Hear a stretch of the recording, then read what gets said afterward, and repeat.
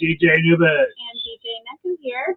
Here doing a multi-radio podcast with another YouTube video. This time we're doing a review for the movie Top Gun Maverick, which we just got out not too long ago. And I will start off by saying I really enjoyed it. Anubis really enjoyed it. And we're going to do everything we can to not give, like, specific spoilers. You know, we're going to talk about it, but, like, if something... We won't tell you the outcome. Yeah, we're not going to tell you the setup. Yeah, we're not going to tell you the ending. We're not going to be like, oh, man, the Incredible Hulk just busted out of the sky and destroyed all... It's a crossover, man. It's a crossover. We're not going to spoil anything big like that, but we are going to be talking about, like, you know, some characters, and I just want to warn you, you're not going to know, like, what happens at the end or what specific things happen, but if you are sensitive to spoilers, you're going to hear some things that you may not want to hear. Yeah, if you want to wait till you've seen the movie to come back and check us out, we're fine with that as well, so just be wary. As Neko said, we're not going to try to give away anything important, but in order to discuss the setups of the film and who's involved and all that stuff, we've got to kind of talk about it. So to gear up to go see this the other night, I decided I was going to go to karaoke, and I decided to request Danger Zone. And it was a big hit because everybody's like, oh, Top Gun, Maverick, et cetera, et cetera. So then I was like, all right, I'll put in another one. So then I put in Footloose, also by Kenny Loggins, and everybody was really, really excited again. So then I put also I'm All Right, and they denied me because they said I reached the maximum amount of logins per session. She'll be here all week, though.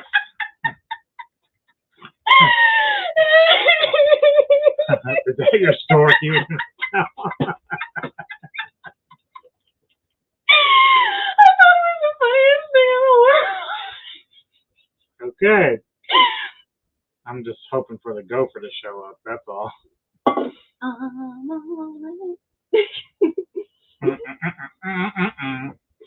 That was denied.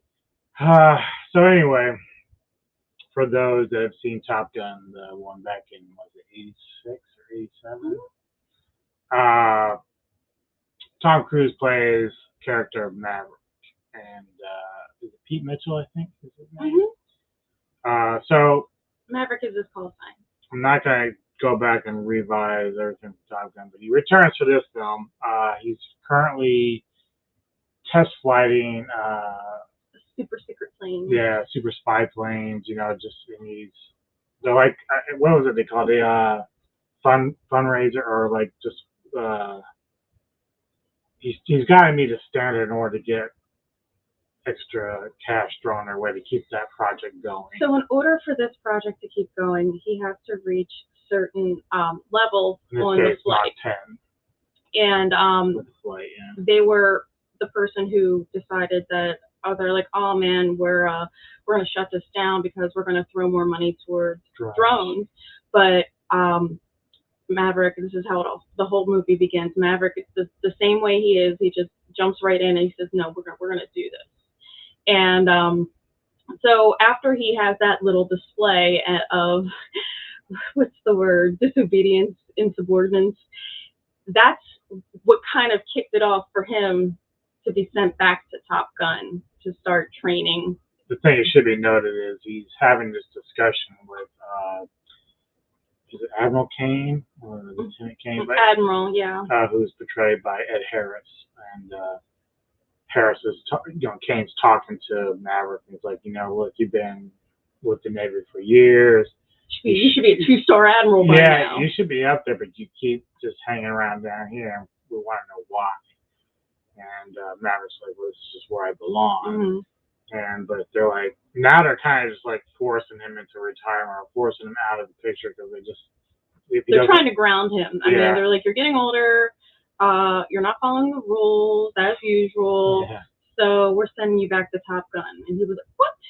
And this is after you see that in the trailer. He's like, what? But that interaction between Kane and Cruise there for that short period of time, like, it was very well acted, like right off the bat. Like, I was really impressed by that interaction for that scene because, you know, Cruise generally felt shocked, or Maverick felt shocked, like he's like, what am I going back there for? Mm-hmm. Because he had tried apparently to be a teacher there. Like And kicked him out. lasted 2 months before he was told to go. So he goes back to the Top Gun, and he learns of a mission that he needs to train with his, young. Well, they're young, but they're the top of the flight classes that they've all been in. Guns. Yeah, so the top guns. And this has like a very much of an Iron Eagle type vibe to it because the mission that Neko speaks of is very highly dangerous. So this isn't like you're taking in these rookies and trying to train them to fly. These are like the best of the best. Very experienced so they have like, what is it, like 12 of them, and you have to split it down to 6 for the mission itself, and with the rest being backups. So this mission's like, was it the Middle East? They didn't specify. Yeah. It looked like it was Russia because you had like that eagle on it. Oh, that's right. Yeah. Either Russia or Germany. It was very vague. They did not say anything because obviously, not to be political, but you don't want to put anything in your movies anymore that say like, so-and-so's the bad guy. Yeah, right. And I know that's why they didn't specifically say who the bad guy was. I caught that. And apparently they were gathering plutonium and stuff like that, so it's becoming a real issue. But the place that's plutonium. What is this? Fucking Back to the Future? I thought it was uranium. Is it uranium? I don't know. Doc Brown's gonna come zipping down there, and he must. Uranium, excuse me. Maybe I was thinking like, I don't know. I don't know what I was thinking. But they have it housed like inside this crater. Right. They have it housed in this crater, and of course they've got air-to-sea missiles and stuff. Protecting, and then they've got their own air yard, and with their own jets aircraft, and everything. They're pretty fancy and whatnot. Very fancy. So the mission requires them at least to have I believe it's 2 F-18s and 2 F-16s as far as like the first group that's going to be going in there. And they specifically chose the aircraft because of the way it can maneuver like low, and this is something that you don't really want to do with other types of aircraft.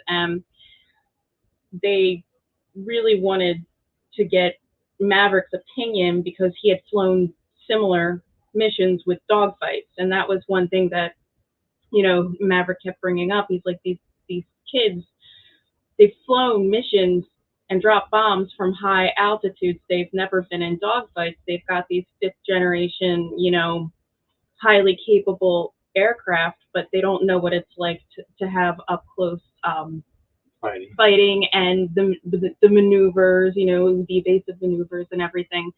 So it was really like, it does even get a little bit interesting and technical because they describe like, this is how your flight pattern is going to need to be, and you're going to need to learn how to do this, and everybody's just really shocked because they don't think they can do it and they don't think it's possible. But he's like, this is the best aircraft for it, and he goes right into it, and he's like, I'm gonna make you ready. Yeah, and basically he gets there, and one of the side stories to all this is Rooster, who is Goose's son from Top Gun. So he's grown up and he's in the Navy, and there's some issues there between Rooster and Maverick in the past, where Rooster first wanted to get in the Navy, and Maverick was like kind of holding them out, like not giving them recommendations.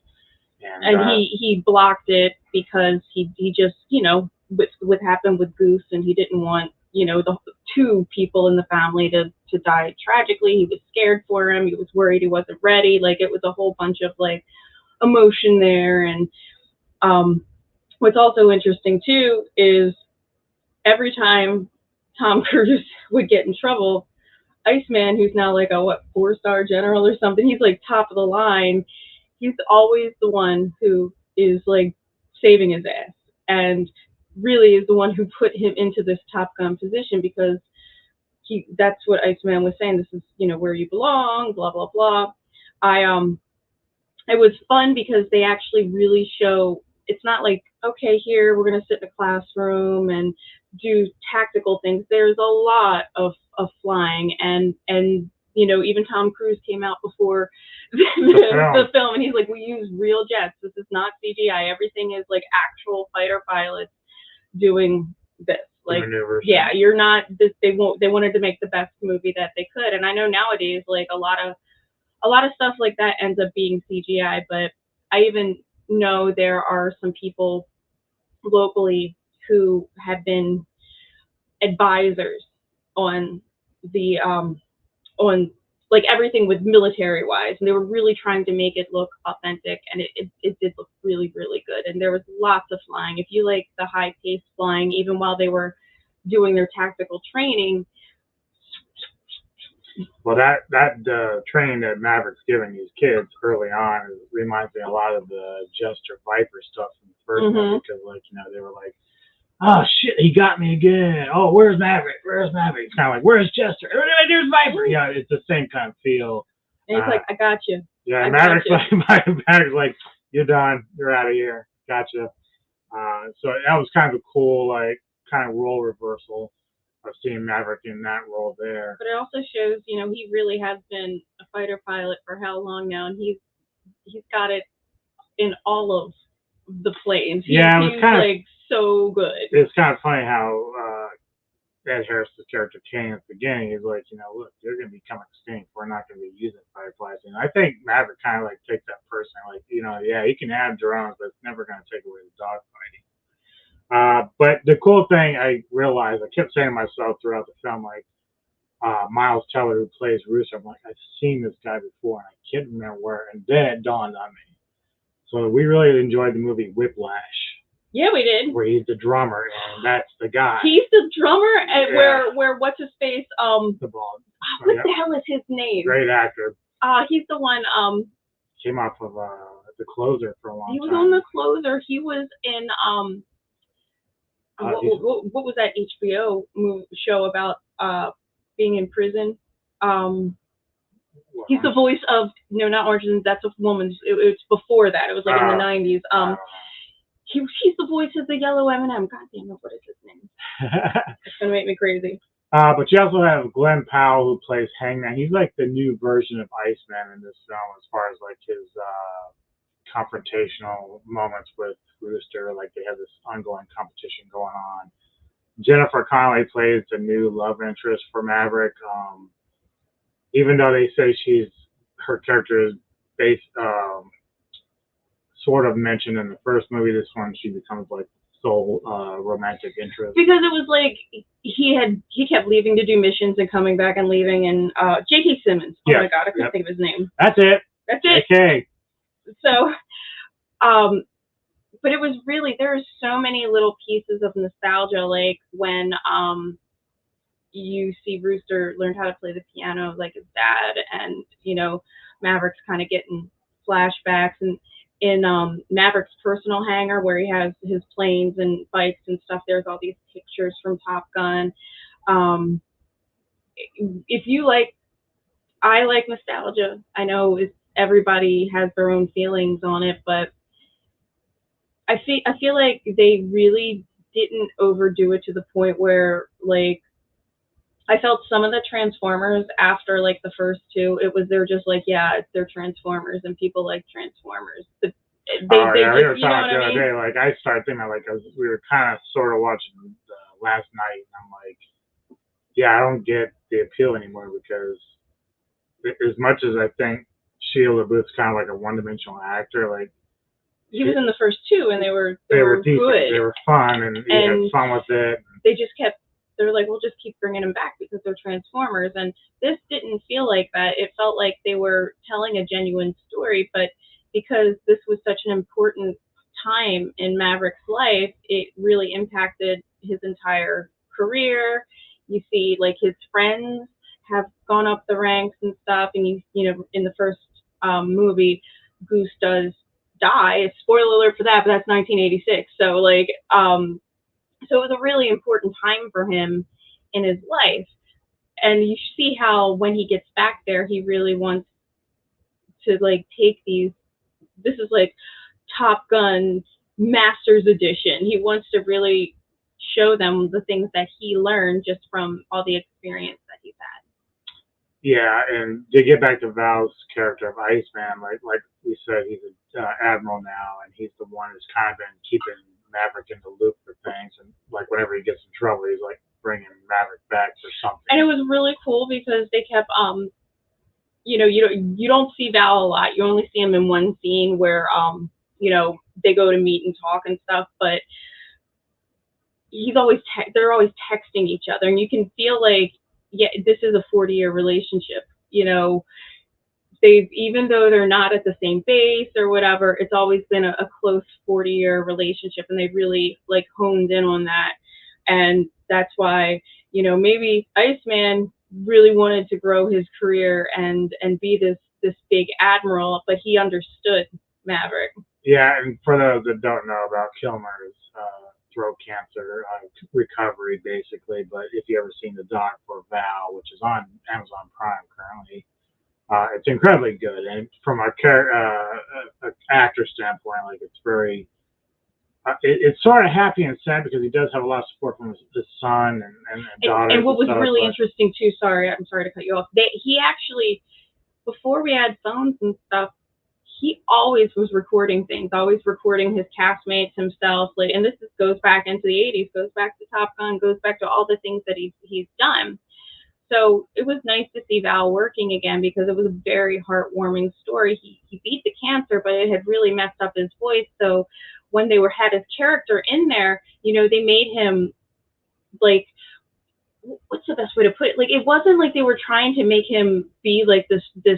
No, they used like basically his sickness. It didn't specify, but they just had like a scarf around his neck to kind of hide his tracheotomy, and they made it very tasteful. Like, because we didn't even expect him to speak because the way that his wife on the screen portrays, like, he's pretty sick, he can't really speak. But that's why they were texting a lot, and even when Maverick first gets in his office, he's typing on a computer. He's like, hey, we need to talk. But then the big moment, he stands up and he starts, even though it's in a low, it's like a whisper, he's talking to Maverick, and it's like a very touching scene. And I think too, one thing you could, through that documentary that Val did, he is a very serious actor. Like, that might be why he did so many of his own home personal movies, just to kind of like document it himself, see how well he's doing, his people. And when he talks about, like, he just wants to, perfect his craft and everything, and the worst thing that could happen to an actor is to lose their voice. So to have Top Gun do this in such a like tasteful manner, that it doesn't seem like they're making fun of him or they're making him seem like less than, because he stood up and everything. He had a couple of coughs and stuff, but they could have easily just said that he could have been a pilot and got sick, and then that was the end of it. They really went out of their way to give him a meaty part as far as like the character, making him an admiral, and so they didn't want to. And I really am happy for that because when Val got sick, it was before COVID. I mean, it was maybe like 2018. He was working. He wrote and produced his own like stage show about Mark Twain, and he was doing the voice and the whole makeup and stuff, and it was doing really well, and it was about to go national, and that's when he found out he was sick, and it just kind of hurt him because it was something that he really had put a lot of heart into. So I'm just really happy that he got to be a part of it, and I'm happy that he actually looked very good. He didn't look like, he didn't look like he was a sick person. But back into the plot, like we said, their objective is to take out this uranium plant. They have to the whole thing is about flying through a cavern or a mountainside. Yeah, it's like a valley, but they only get like 100 feet above 100 feet above the ground in order to avoid the radar detection. And then even when they get out from the crater, after they have to, they also it will tip off the they launch the automatic missiles as well as the planes and radar there. So and you only get 2 minutes and 30 seconds. Yeah, which we forget John Hammond's in this as well. He's the guy who takes over. He's actually the one running Top Gun at this point. So he's kind of combative with Maverick. There's a point where we're not going to explain why, but Maverick is being told he's done. He's not going to train anymore. And John Hamm's character is like, I'll be taking over. But again, in true Maverick form, he does something, doesn't listen, and so he goes and proves he can fly that cavern or that valley in the time needed to do this thing. This is where the big moment is, because initially he's being told that he's not going to be team leader. He's just going to be the guy training these youngsters to do this. By the end of this, after he flies that valley and makes the time, he's then told by Ham's character that he's going to be the team leader. He kind of phrased it in like, I could write you up and court martial you and do all this stuff, or I can make you the team leader. And I think the whole reason that Maverick did it wasn't to be the team leader. He did it in less time too. He did it in 2 minutes and 15 seconds. And I think what he really wanted to show the students was it could actually be done. Like that, he wanted to show them like it is easy to get scared, but it actually can be done. And I'm 59 and I did it. So you guys are young and have a lot of experience. You guys can totally do this. But it kind of like flipped, and Maverick ended up being the team leader, which I think we were all expecting. Yeah, we were. It was leading you. See, when we get down to the end of the movie, it's you get the usual vibes. This is a dangerous mission, so one thing Maverick said early on before they even started training was that this is something that somebody's not going to survive. Mm-hmm. And we're not going to give anything away in that regard, but he's like, I want to bring everybody back. Yeah, every time you see something happening towards the end of the film, like I pretty much guessed certain things were going to happen, and they did. But the way they played out was much better than even I expected. Mm-hmm. So like the dog fights and everything is very cool. Really good dog fights. Yeah. And extra dog fights and extras and like you think something's over and then something else happens, and it was very One good. Cool shot was I'm not gonna give you who's flying what, but the jet is one of the good guys is being pursued by a bad guy in a jet, and the good guy doesn't have any more of those, I don't know if you really call the flares that pop out of the back, and this other jet flies in between and drops the flares right in the middle while he, able to knock it out. Unfortunately, it kind of knocked out that plane's engines, but that's just a cool scene. Like, these again, as Neko said, these are all actual planes doing these things. Now, obviously, I don't think they were gonna like purposely trash airplanes in real life, so some of that's got to be. It's got to be like staged, yeah. But a lot of these maneuvers are legit fighter pilots flying the maneuvers, even, and all the like shots from in the cockpit were amazing. Like, so I really don't want to give too much more away because there's so much more to talk about, but you get the idea. Like, it could have gone one or two ways with this movie. It could have gotten really, really hyped. You go to see it and it falls flat. This did not. It was fun.